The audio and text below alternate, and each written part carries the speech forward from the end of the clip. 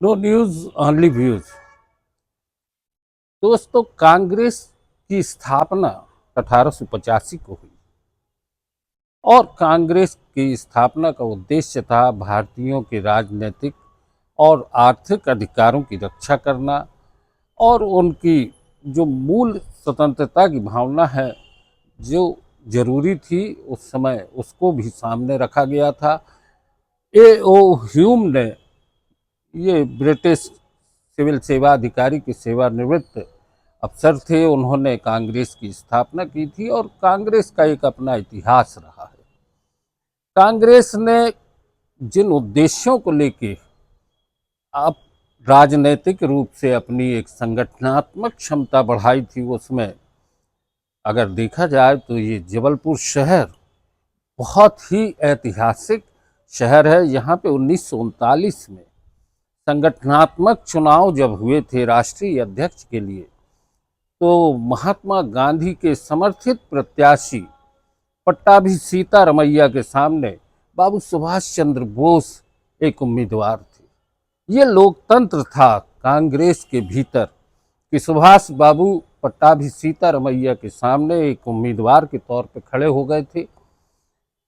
गांधी जी चाहते थे कि पट्टाभी सीतारमैया राष्ट्रीय अध्यक्ष बने, लेकिन बाबू सुभाष चंद्र बोस भारी मतों से जीत गए और इसी शहर में इन्हीं सड़कों पर 52 हाथियों का रथ निकला था। बाबू सुभाष उस समय अस्वस्थ थे और वे उस जुलूस में शामिल हुए थे। आज भी त्रिपुरी स्मारक उस ऐतिहासिक क्षण की यादगार है। आज फिर कांग्रेस एक बार जमीनी स्तर से अपने आप को खड़े करने की कोशिश कर रही है। संगठन से सृजन एक अभियान शुरू हुआ है।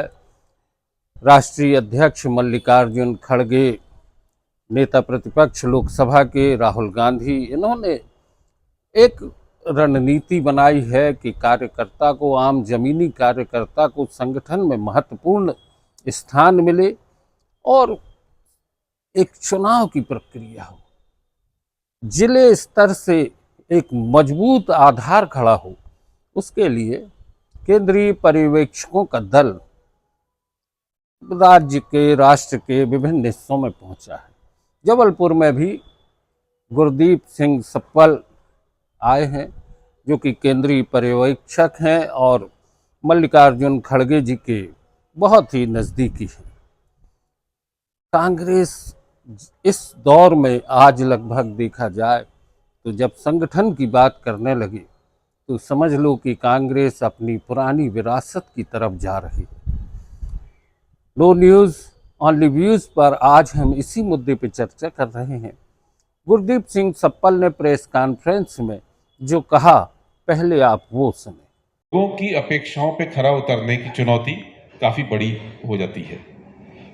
तो कांग्रेस के अध्यक्ष मल्लिकार्जुन खड़गे जी और हमारे नेता की जाए, नीचे से इसलिए बनाने की शुरुआत की जाए क्योंकि अभी जो कांग्रेस का संगठन है वो ऊपर से नीचे की ओर चलता है और वो स्ट्रक्चर महात्मा गांधी ने जब कमान संभाली कांग्रेस पार्टी की, अध्यक्ष के रूप में नहीं लेकिन एक नेता के रूप में, तो उन्होंने विकेंद्रीकरण शुरू किया रूप में, जिसमें कि जिला अध्यक्ष केंद्रित संगठन होता था कांग्रेस पार्टी का, उस स्वरूप में दोबारा जाने की जो एक लक्ष्य रखा गया है, उसके लिए ये पूरा प्रोग्राम तैयार हुआ।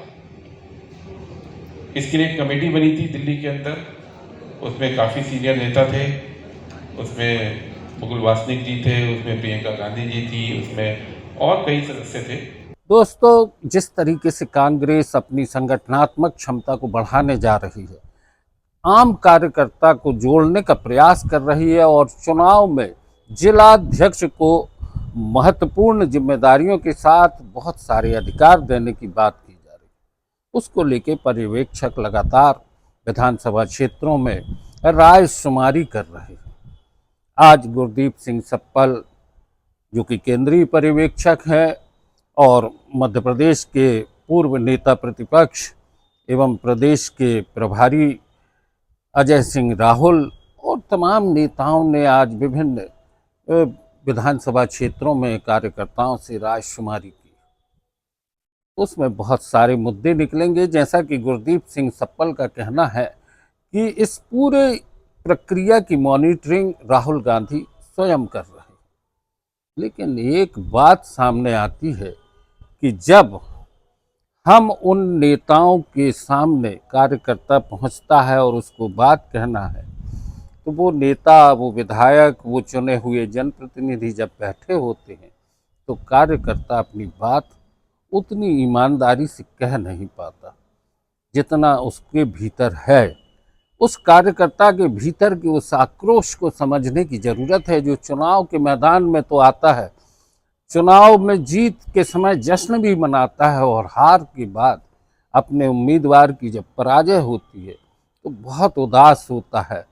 लेकिन हारा हुआ प्रत्याशी अगर उसकी भावनाओं को नहीं समझता है और खुद एकदम से अपने आप को हाशिए में ले जाए या एकांत में चला जाए या किसी और तरीके के अपने व्यावसायिक हितों से जुड़ जाए और कार्यकर्ता निस्सहाय हो जाए, तो कांग्रेस के भीतर से उसका भरोसा टूटता है।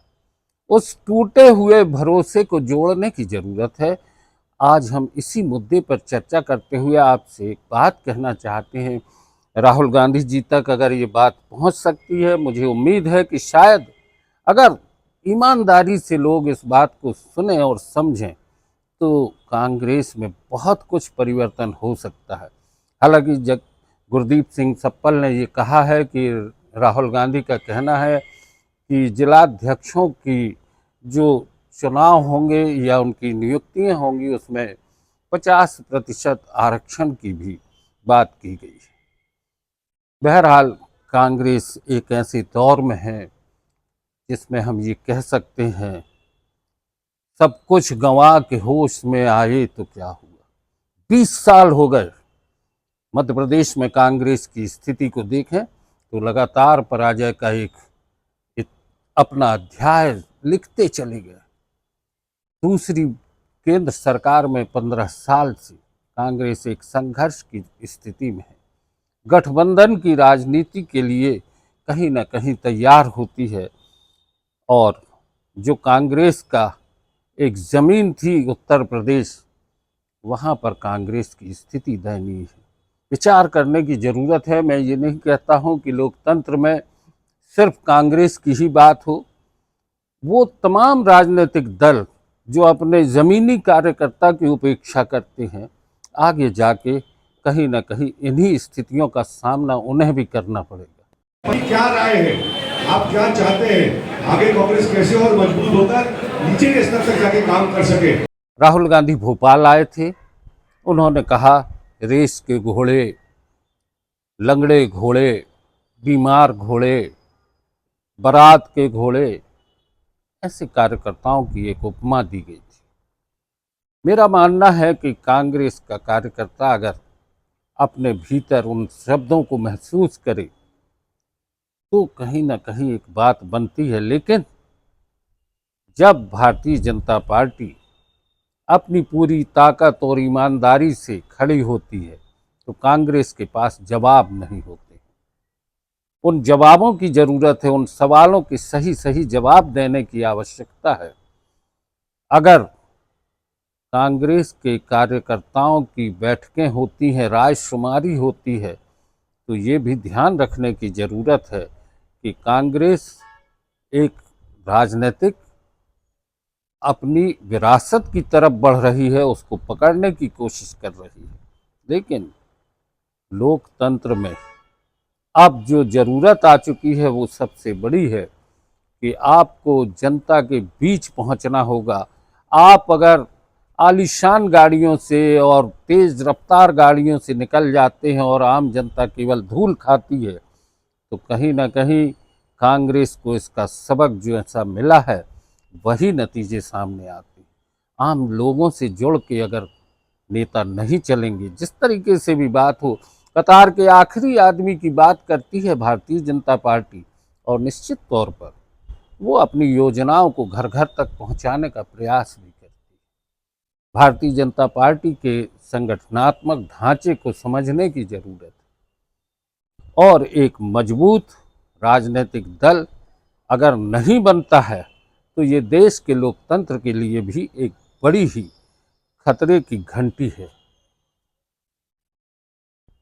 लोकतंत्र को मजबूत बनाना ये जिम्मेदारी हर राजनीतिक दल की है। सिर्फ कांग्रेस अपने आप को ये न माने कि संविधान की किताब दिखा के वो संविधान की रक्षा करने का वादा करती है।